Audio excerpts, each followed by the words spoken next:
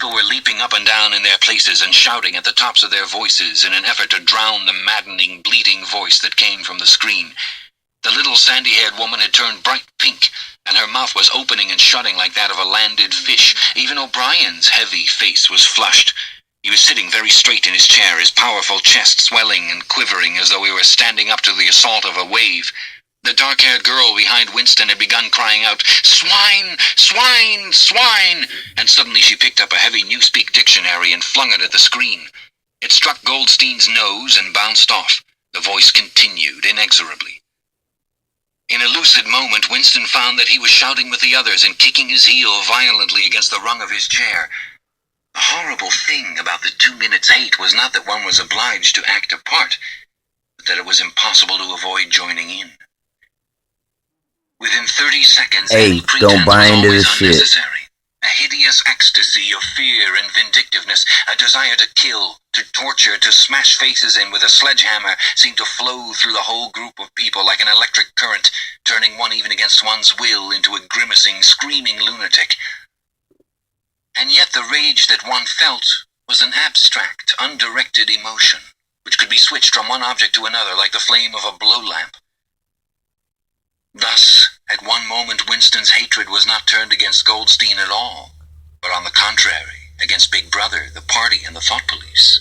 And at such moments his heart went out to the lonely, derided heretic on the screen, sole guardian of truth and sanity in a world of lies. And yet the very next instant he was at one with the people about him, and all that was said of Goldstein seemed to him to be true. At those moments his secret loathing of Big Brother changed into adoration, and Big Brother seemed to tower up, an invincible, fearless protector, standing like a rock against the hordes of Asia, and Goldstein, in spite of his isolation, his helplessness, and the doubt that hung about his very existence, seemed like some sinister enchanter, capable by the mere power of his voice of wrecking the structure of civilization. It was even possible at moments to switch one's hatred this way or that by a voluntary act.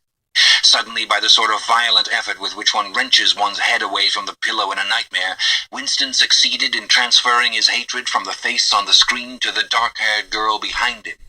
Vivid, beautiful hallucinations flashed through his mind. He would flog her to death with a rubber truncheon. He would tie her naked to a stake and shoot her full of arrows like St. Sebastian. He would ravish her and cut her throat at the moment of climax. Better than before, moreover, he realized why it was that he hated her. He hated her because she was young and pretty and sexless, because he wanted to go to bed with her and would never do so, because round her sweet, supple waist, which seemed to ask you to encircle it with your arm, there was only the odious scarlet sash, aggressive symbol of chastity. The hate rose to its climax. The voice of Goldstein had become an actual sheep's bleat, and for an instant the face changed into that of a sheep. Then the sheep face melted into the figure of a Eurasian soldier who seemed to be advancing, huge and terrible, his submachine gun roaring and seeming to spring out of the surface of the screen, so that some of the people in the front row actually flinched backwards in their seats. But at the same moment, drawing a deep sigh of relief from everybody, a hostile figure melted into the face of Big Brother.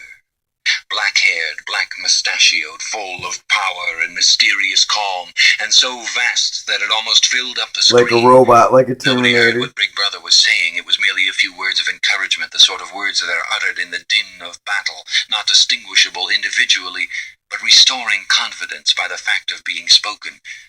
Then the face of Big Brother faded away again, and instead the three slogans of the party stood out in bold capitals. War is peace. Freedom is slavery, ignorance is strength. But the face of Big Brother seemed to persist for several seconds on the screen, as though the impact that it had made on everyone's eyeballs were too vivid to wear off immediately. The little sandy-haired woman had flung herself forward over the indoctrination, brainwashing, guruism techniques. She extended her arms toward the screen, and she buried her face in her hands. It was apparent that she was uttering a prayer.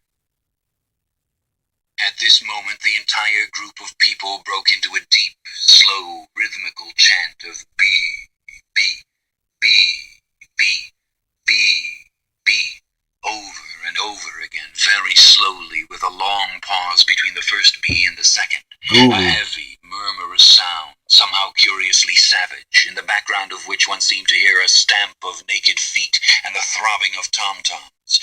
For perhaps as much as 30 seconds they kept it up. It was a refrain that was often heard in moments of overwhelming emotion.